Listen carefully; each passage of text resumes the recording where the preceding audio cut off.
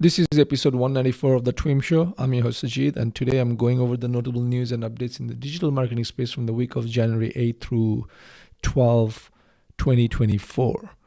First up, today we have an update from Google's Danny Sullivan, where he had basically posted on X, the platform formerly known as Twitter, where he said there is no such thing as a perfect page formula for search rankings.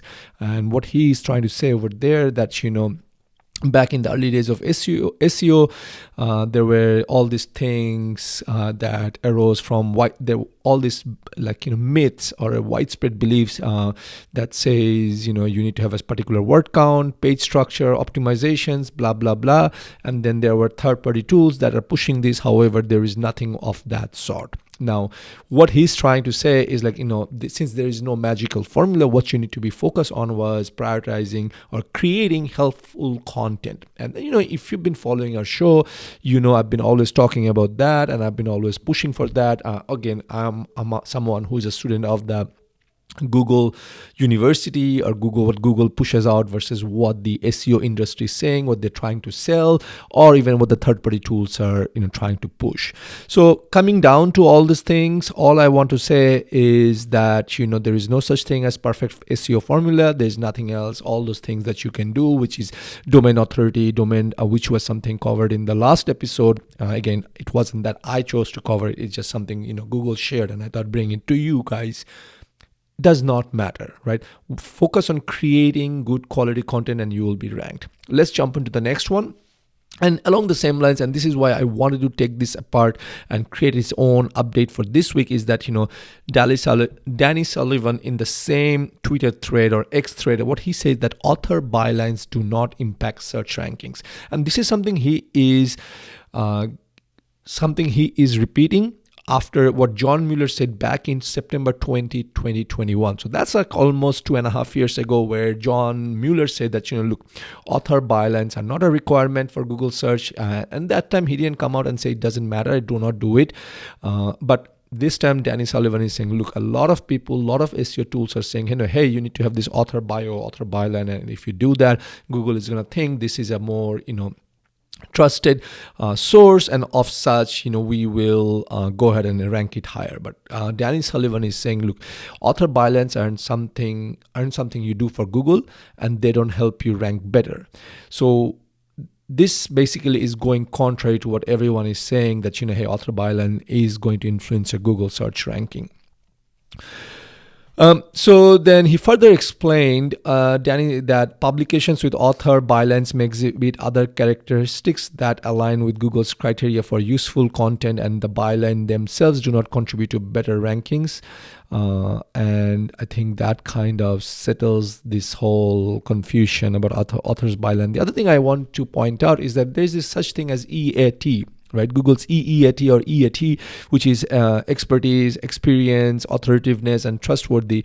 Now, a lot of people probably connected these two dots with saying, hey, if we have a byline, author byline about an author bio, and if we do this thing, then it kind of gives us Google is going to give us trustworthiness, and that's what I think happened. And basically, they created this author byline. I think Google gets its signal from other sources. Probably, if they look up my name, Sajid, and they keep on saying I'm talking about the TWIM show, talking about digital marketing updates, then chances are I'm going to rank higher in a very different way than probably someone who just creates this big page of author byline, hey, I know all these things.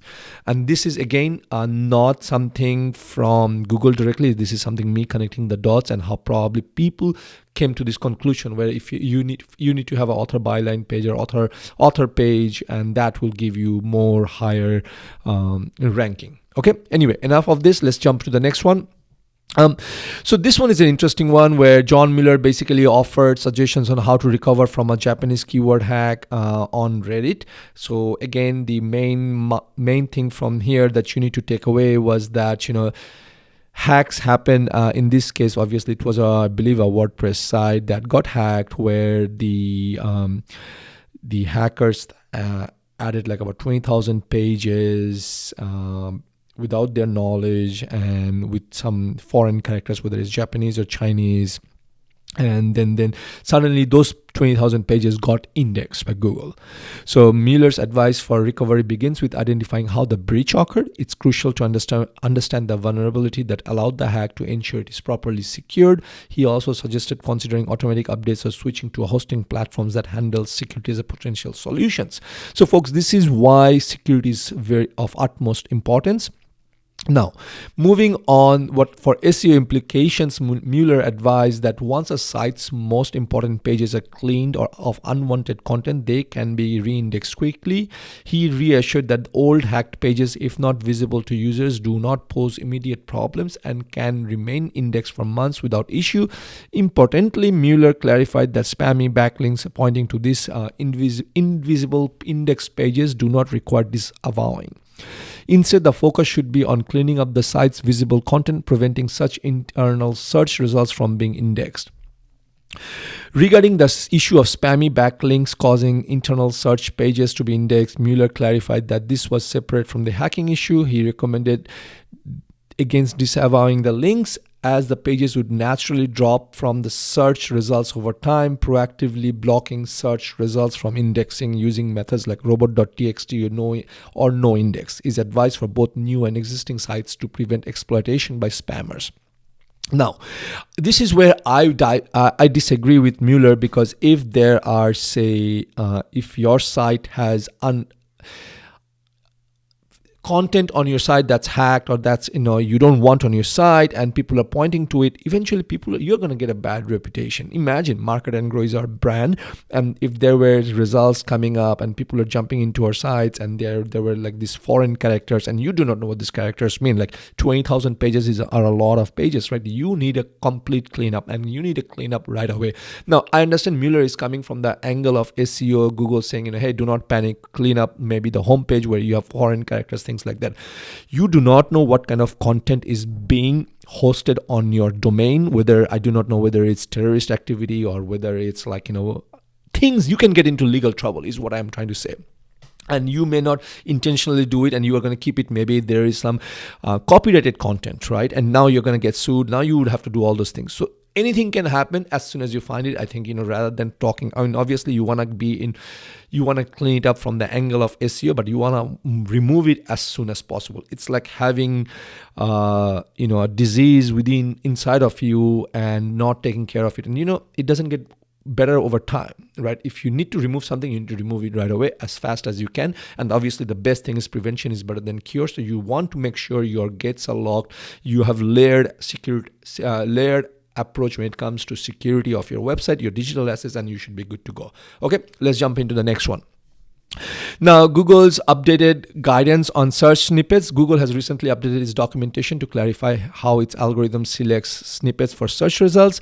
Traditionally, it was believed that the snippet in search results, which consists of title, URL, breadcrumb, and brief description, was derived mainly from the meta description of a web page. However, Google updated guidance indicates that the primary source of the snippet is the page content itself, not the structured data or the meta description. And I can attest to that because I've seen search snippets showing up and I'm clicking on it. It's actually a content that's within the page, not on the meta descriptions. And this is way before this has come out. I've just, every time I see something in the search snippet, I need to learn more. I just go check it out. So this is, I think Google is not BSing us. They are not lying. Again, if I have to choose between something coming out of Google versus a third party who's an outsider just making, kind of coming to a conclusion based on their observation, I rather listen to Google. Right? I have to listen to either or. I might as well listen to Google. At least I can say, hey, this is what Google said. I go by what Google said. Okay, let's go to the next one. So we talked about Chrome turning off cookie for 1% of the Chrome users, which we talked about Chrome turning off cookie for 1% of their users. Third-party cookie by that means on January 4th. And I believe it was covered in the last episode. In any way, now Google is saying, a lot of businesses are probably getting affected. So they're offering a limited deprecation trial to allow websites and businesses additional time to migrate away from third-party cookie dependencies. Now, keep in mind, Chrome plans to remove all third-party cookies by Q3 of 2024. So that's probably by end of September. Now, if you sign up for this deprecation trial, then obviously you have till December 27, 2024 to still use a third-party cookie. There's a strict requirements. The link to sign up is in our show notes page, so go check it out. But all I want to do is bring it to you that, obviously third-party cookies are going away.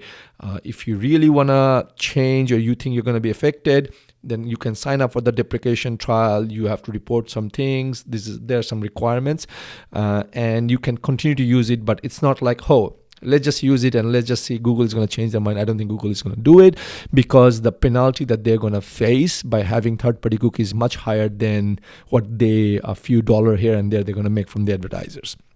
Okay, next up, Google Search Console has retired the crawl rate tool, and it's been removed officially. There's nothing else. It's basically, and we covered this when it was announced, basically now Google is going to do based on, they're going to access your site and they're going to basically see how fast it responds, whether it's available or not. And then based on that, they're going to change their how often they're going to visit your website. So then what it comes down to is the fact that you need to continue to publish content on a regular cadence. Google bot knows when to come. That's the main point over here. Evolving role of hashtags on LinkedIn. This is a report from Social Media Today himself by Andrew Hutchinson. This is not an announcement from LinkedIn itself, but basically what it is saying is that while LinkedIn does support hashtags, it's not really a virality tool. It's not like, LinkedIn, you must use hashtags. Hashtags allows you to, find content. Let me see my notes. It allows you to find contents as well as viewers to easily identify what a post is about and find related posts. That's what it means. Okay. And it should be closely related to the topic of the post to be most effective. LinkedIn also considers conversation topics and keywords to surface relevant information. So basically what it means is that LinkedIn is now less reliant on hashtags for maximizing discovery. That's the main thing. So do not get hung up with hashtags. Most of the content we post or I post does not have hashtags. Sometimes, we use generative AI and it will suggest us some hashtags and we will go with it. But it does not mean that we go out of our way, spend hours on using hashtags and finding hashtags and using the right hashtags, because it's going to give our content more reach, more virality, things like that. Next up, and the last update, the second to last update of this week is that, X has, the platform formerly known as Twitter, has now, solidified the partnership with Shopify, which basically means that Shopify users products will be able to be shown on X's newsfeed. That's all. Nothing new, nothing earth-shattering. Shopify has this kind of partnership with TikTok. It's with X now. Next up, Microsoft has this new AI ad creation tool called the Creative Studio Element that's powered by generative AI. The only thing you need to know about this is that you give the link to your product page and it's going to create banner ads for you. It's amazing. I think, if I'm not mistaken, Amazon has something in the works, or it's in beta or something like that a few weeks ago that it announced. Folks, we are in the era of generative AI, so everyone's going to have one, and you can use it to create a product ad for yourself, or maybe use it to create use your competitor's product to create an ad, or use someone else's to create an ad, things like that. Okay, with that, folks, that's it for this week in marketing. This is your Sujit signing off. Until next week, take care. Bye-bye.